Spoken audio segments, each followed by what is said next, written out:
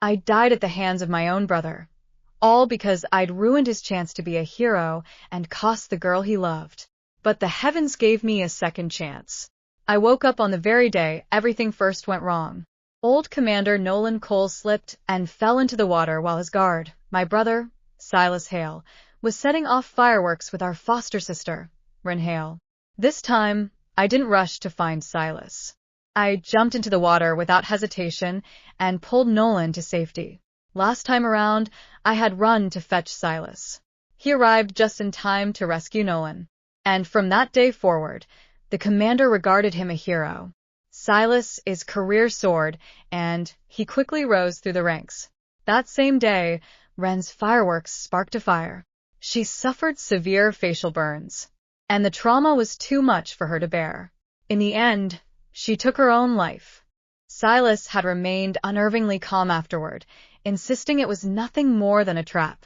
Yet the day my college acceptance letter arrived, he seized the iron poker from the fireplace and struck my leg repeatedly. His face twisted with rage as he shouted, "Commander Cole can swim perfectly fine. Why did you have to go get me? If you hadn't been trying to grab my attention, Ren never would have died.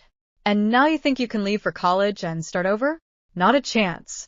Your future, your whole life, you're going to spend it making up for what you did to her."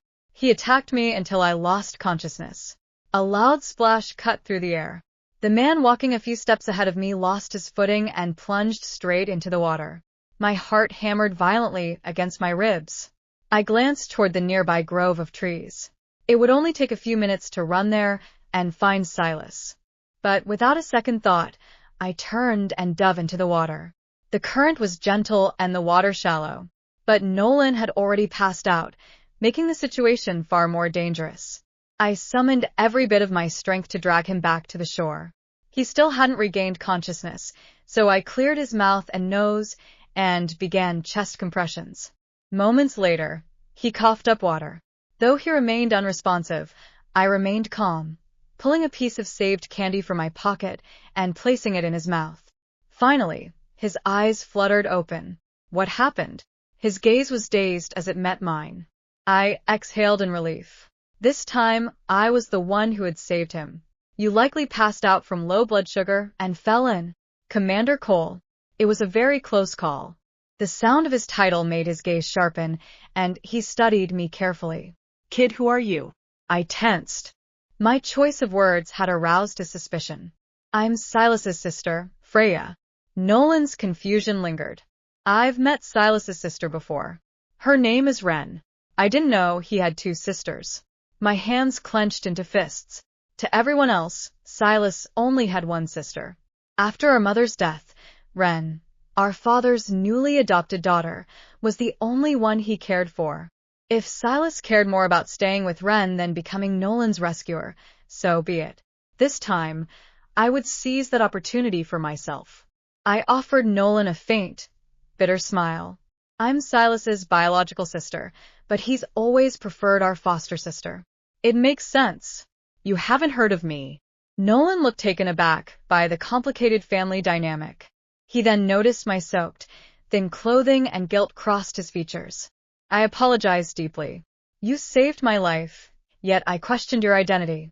That was out of line. His sincere apology surprised me, despite knowing his strong moral character. It's only natural for someone in your position to be cautious. Besides, you've served this country bravely. Helping you is an honor. Nolan's eyes filled with approval. You're sharp and sensible, not unlike Silas. The mention of his name. He scanned the area and frowned. Where is that boy gone? I hesitated, feigning uncertainty. Nolan saw right through it. You know where he is, don't you? I nodded slowly. Ren and I argued over some warm clothes, and she was upset. Silas took her to set off fireworks to cheer her up. Nolan's gaze dropped to my thin, tattered clothes, and his expression darkened. He had thought highly of Silas, seeing him as responsible and promising, but this was inexcusable. Leaving his post is bad enough. And over something like this, he can spend money on fireworks, but not proper clothes for you. Come with me. My daughter is around your age. You can change into something warm and avoid getting sick. I couldn't refuse, so I followed him back to his compound. Martha heard what had happened. She greeted me with sympathy, bringing warm clothes and a bowl of hot chicken soup from a New Orleans diner recipe. But I had been out in the cold for too long, and my poor health left me vulnerable. My head grew heavy, burning. My temperature read 102.2 SF. Nolan's concern deepened. Tyler, get the car ready. We're taking her to the hospital and find Silas. Tell him his sister is seriously ill. Tyler nodded and drove us to the hospital immediately. By then, I was barely conscious. The doctor was shocked by my condition and demanded Nolan for not bringing me in sooner, questioning my family's care. Nolan, usually stern and composed, could only smile awkwardly and ask him to do everything he could. As I drifted in and out of sleep, I overheard his conversation with Martha. This girl has been through so much and she's saved my life. We have to look after her. I agree she's around Thea's age. But look how thin and neglected she is. Silas has enough to provide for her, yet he treats her terribly. I had no idea he was like this. If Freya hadn't acted, I might not have survived that river. Tyler returned alone not long after, and Nolan's temper flared. Where is he? What could be so important that he can't come? Tyler glanced at me with pity. Mr. Hale refused to come, he said. He's busy, Nolan pressed. Did you explain how serious her condition is? Tyler sighed. He said not to bother him unless Freya is dead. Nolan stared in disbelief. What kind of brother could say such a thing?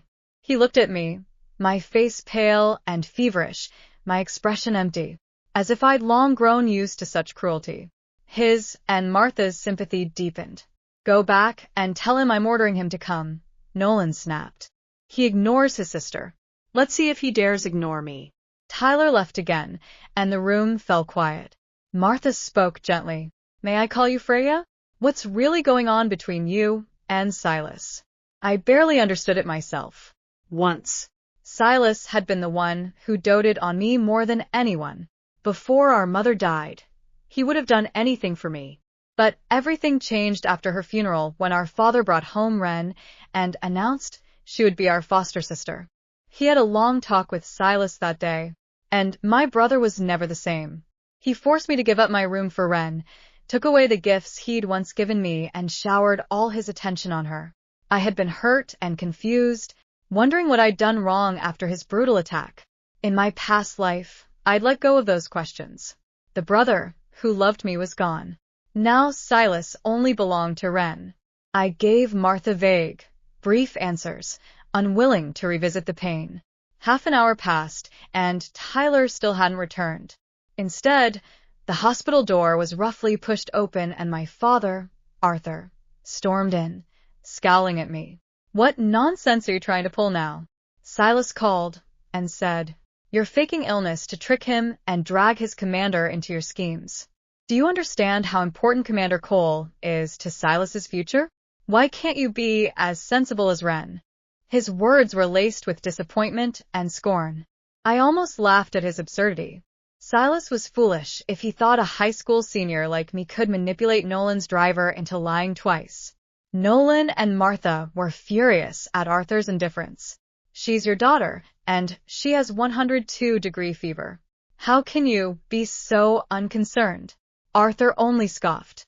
Spare me the act. This is just her way of fighting for attention. She's always been this manipulative, just like her mother. He fell silent when he met my gaze, a flash of guilt crossing his face. My chest tightened. Mother had died from an illness, and Arthur had always claimed he cared for her devotedly. But his unfinished sentence left me uneasy. I made a silent promise to investigate the truth later. Nolan had Arthur removed from the room. He continued muttering curses outside until Tyler arrived and punched him, making him leave. Tyler entered alone, and Nolan's expression was stormy. I was refused to listen, even when I told him it was your order. Tyler reported his foster sister said Freya must be lying and working with bad people to trick him. Martha fell silent, their pity for me growing.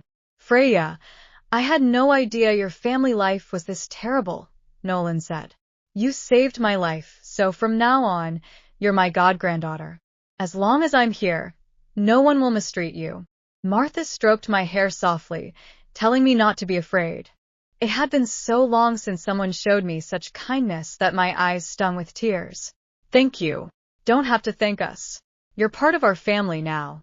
At that moment, Silas burst into the room. He was disheveled, his face and clothes covered in soot, a section of his hair singed. He glared at me the second he stepped inside. Freya, if you're not dead, get out of that bed. Ren was burned, and there are no empty beds. Yours is hers now. Silas's words hung in the room like a slap. I stared at him for several seconds. In my previous life, hearing those words would have shattered me. This time, I simply pulled the blanket higher over my shoulders. No. Silas froze. What did you say? I said no. His expression darkened. Freya, don't test my patience. Ren needs this room. Nolan stepped between us. That's enough. Silas's face changed instantly. Commander Cole, you abandoned your post to play with fireworks while I nearly drowned. Silas went pale. And when you finally came back, your first concern wasn't your sister's condition. It was whether she was inconveniencing Ren. Silas clenched his fists. You don't understand. Ren, I understand perfectly. Nolan's voice was cold. You were supposed to be my guard. Instead, your biological sister saved my life. Silas looked at me. For the first time, I saw something flicker in his eyes. Shock. Perhaps he had never imagined that the sister he considered useless could stand between him and the future he desperately wanted. You saved Commander Cole? Ren's voice suddenly came from the hallway. Everyone turned. She stood there wrapped in blankets, her face partially covered with bandages. Her eyes immediately landed on me, then on Nolan, then back to me. Her expression became complicated. Freya, you saved him? I nodded. Silas immediately moved toward her. Ren, don't worry. I'll handle this. Nolan's eyes narrowed. Handle what? Silas stopped. Nolan pointed toward the bed. She is sick because she spent precious time saving my life. She stays here. But Ren will receive another room. Silas opened his mouth. Nolan didn't give him a chance. I've already contacted the hospital administrator. There is another room available upstairs. Ren's eyes widened. But I thought there weren't any. There weren't, Nolan replied. Until I asked. Silas's face became ugly. He had spent years dreaming of becoming Nolan Cole's favorite soldier. Now the very man he wanted to impress was looking at him with disappointment. You should be ashamed of yourself, Silas. Silas lowered his head. But instead of apologizing, he looked at me. His eyes were filled with resentment. I knew that look. It was the same look he'd had before killing me. Except this time, I wasn't afraid. I slowly sat up. Silas. He looked at me. You said I ruined everything. His jaw tightened. You said Ren's tragedy was my fault. Yes. Then I'll make sure I never interfere with either of you again. He frowned. What are you talking about? I won't compete with Ren. I smiled faintly. I won't fight for Father's attention. I won't fight for your affection. And I certainly won't beg you to love me. Silas's expression shifted. For some reason, my calmness seemed to unsettle him more than anger ever could. I continued. You can give Ren everything you want. My eyes hardened. But don't expect me to give you anything ever again. Silence filled the room. Martha quietly took my hand. Nolan watched Silas with a warning expression. Then he said something that changed everything. Freya, when you recover, you will come live with me. Silas's head snapped up. What? Nolan didn't even look at him. My god-granddaughter shouldn't return to a family that treats her this way. Father's expression flashed through my mind. The fireplace. The iron poker. The blood. The moment I stopped breathing. I looked at Nolan. I'd like that. Silas's face went completely white. No. Everyone looked at him. He seemed to realize too late that he'd spoken aloud. Nolan's expression hardened. You don't get a vote. Silas stared at me. For the first time since my rebirth, I saw fear in my brother's eyes. Not fear for me. Fear of losing control. And I realized something. In my previous life, I had spent years trying to win back my brother. This time, I would let him lose me completely. And I would make sure he understood exactly what he'd thrown away. The moment Freya left the Hale household, everything began to change. Nolan kept his promise. He didn't simply take Freya in. He introduced her to people who could help her rebuild her life. Teachers, mentors, military families, and eventually powerful friends of the Cole family. Within months, the sickly girl everyone had dismissed became almost unrecognizable. Freya recovered. She graduated with top marks. And when her college acceptance arrived, Nolan personally drove her to the campus. Meanwhile, Silas thought everything would return to normal. He was wrong. His commander no longer recommended him for promotions. His superiors began investigating why he'd abandoned his post on the day Nolan nearly drowned. Then the truth came out. Silas hadn't been protecting Nolan. He had been setting off fireworks with Ren. His reputation collapsed overnight. The same officers who once praised him began questioning every achievement he'd ever made. Silas desperately tried to explain. "Commander Cole, I was only trying to comfort Ren." Nolan's answer was ice cold. "Then perhaps you should have become her personal guard instead of mine." Silas was reassigned to a remote post. His promotion disappeared. So did his dreams of becoming a decorated officer. But Ren's situation was even worse. The investigation into the fireworks revealed that she had ignored several safety warnings. The Hale family had spent years portraying her as the perfect daughter. Now everyone saw her negligence. Her social circle vanished. The sympathy she'd expected never came. And Silas, instead of blaming himself, blamed Freya. He confronted her outside the university, months later. "You destroyed my life." Freya stopped walking. No. She turned around. "You did that yourself. You stole Commander Cole from me. I saved his life. You knew what would happen." Freya laughed softly. "That is exactly why I jumped into the water." Silas froze. For the first time, he understood. She hadn't accidentally taken his opportunity. She had deliberately taken it. Freya stepped closer. "You spent my entire childhood treating me like an obstacle because you wanted to make Ren your entire world." Her expression became cold. "And now you're angry because I finally stopped standing behind you." Silas's face twisted.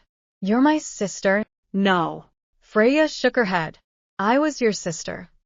She walked away. Silas stood there helplessly.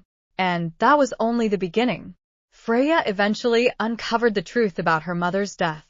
Her father's story had been a lie. Her mother hadn't simply died from an illness. There had been financial negligence, forged medical paperwork, and money that had mysteriously disappeared during her treatment.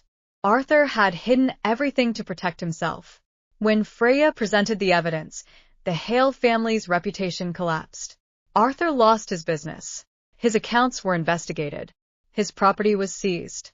And the family that had once looked down on Freya suddenly found themselves begging her for help. She gave them none. Silas eventually returned home after being discharged from the military. He had no promotion, no reputation, no commander, and no sister. Ren had become bitter and isolated. Arthur had lost almost everything. The Hale household, once filled with laughter and praise for Ren, became painfully silent. Then one evening, Silas found an old photograph. It showed him and Freya as children. He was holding her hand. She was smiling up at him. On the back, in his own childish handwriting, were the words, "I'll always protect my little sister." Silas stared at it for a long time.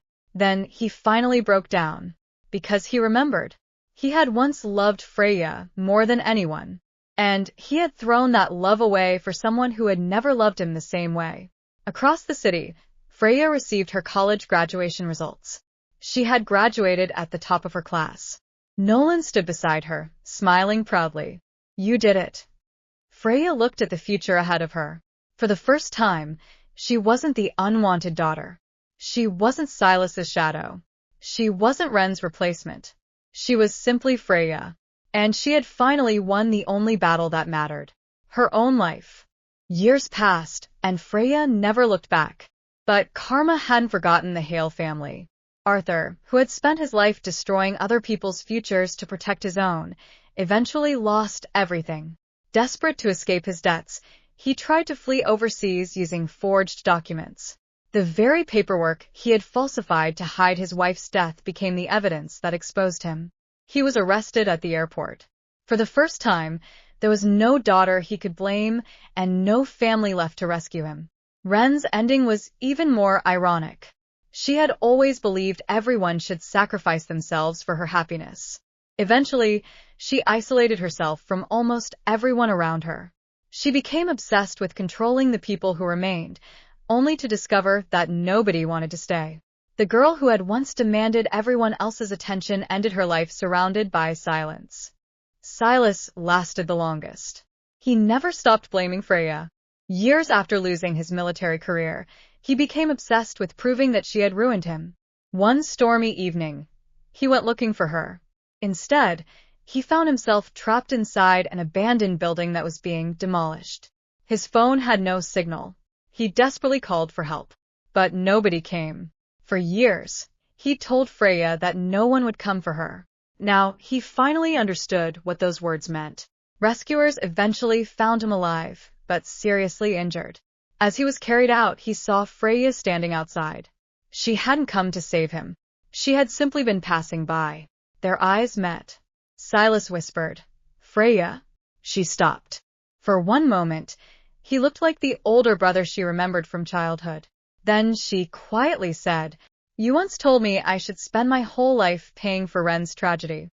Silas's eyes filled with regret. Freya turned away. "I already paid." She walked away without another word. Silas survived that day, but he spent the rest of his life living with the one punishment he had never imagined. He had to live knowing that the sister who once worshipped him no longer cared whether he existed. And Freya? She lived the life they had tried to take from her. A successful career, a loving family, a peaceful home, and absolutely no guilt. Because the girl who had once died begging her brother to remember that she was his sister was finally free. The heavens hadn't given her a second life, so she could destroy them. They had given her a second life, so she could make sure they could never destroy her again.